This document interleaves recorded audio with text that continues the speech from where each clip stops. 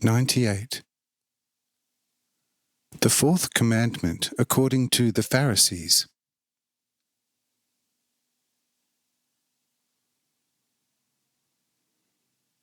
Uran is now quite contented and says that he has never heard anything as truly and practically wise, and he will also follow this advice very carefully. But most of all, our Persians are amazed. Jura says, "Yes, that is a light from above, for no mortal has ever discovered that. So I would like to have all 10 commandments explained to me. Things are so close and so clear, and we have never been able to reveal them with all our sharpness of reason. But I must ask something nonetheless." Shabby says, "I truly do not know about which point there could still be any more question." Jura says, "Don't you know then that as far as the obligations of the children towards their parents are concerned, there has long been a new law, according to which a son or a daughter would do better to lay a sacrifice in the temple than to honour his father and mother? This new law does not replace the old, it is true, but it represents a better means to achieve the prophecy of Moses than Moses' law itself.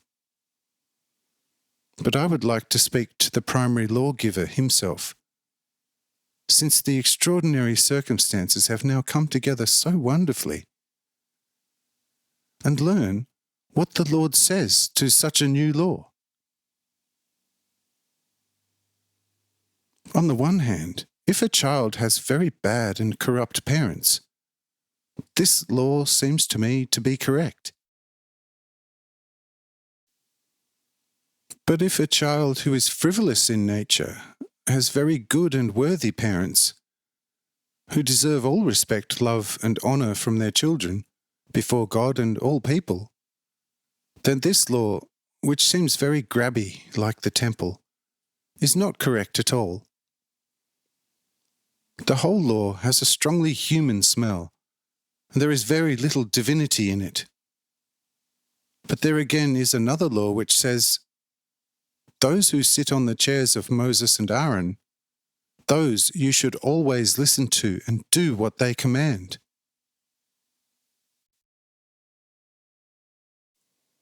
But this law is a real camel on which the Pharisees have already brought many false and bad wares disguised as genuine to the temple, and the nation must buy it for the very high price of their moral freedom as completely genuine.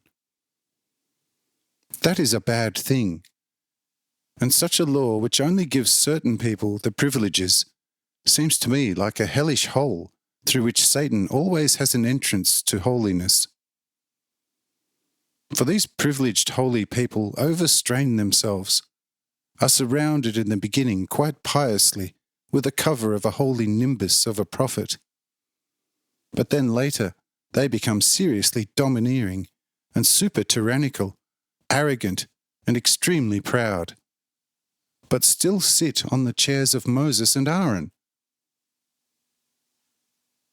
But I think, brother, just between us, here Satan might as well take possession of these holy chairs.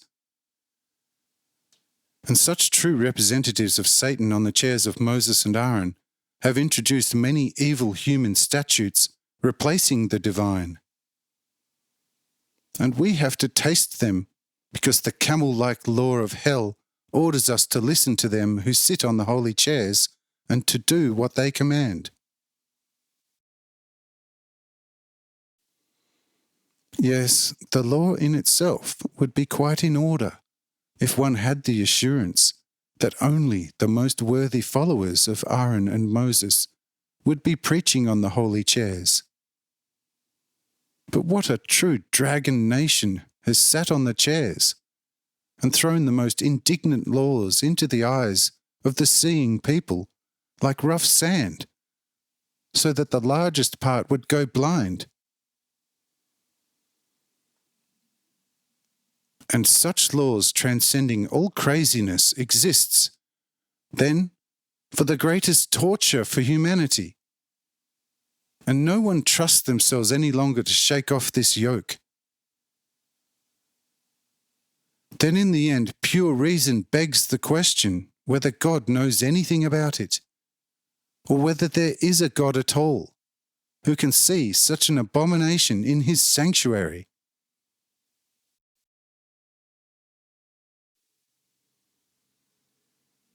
Well, such a revelation from him would certainly be in the best position to show us the purest and truest content.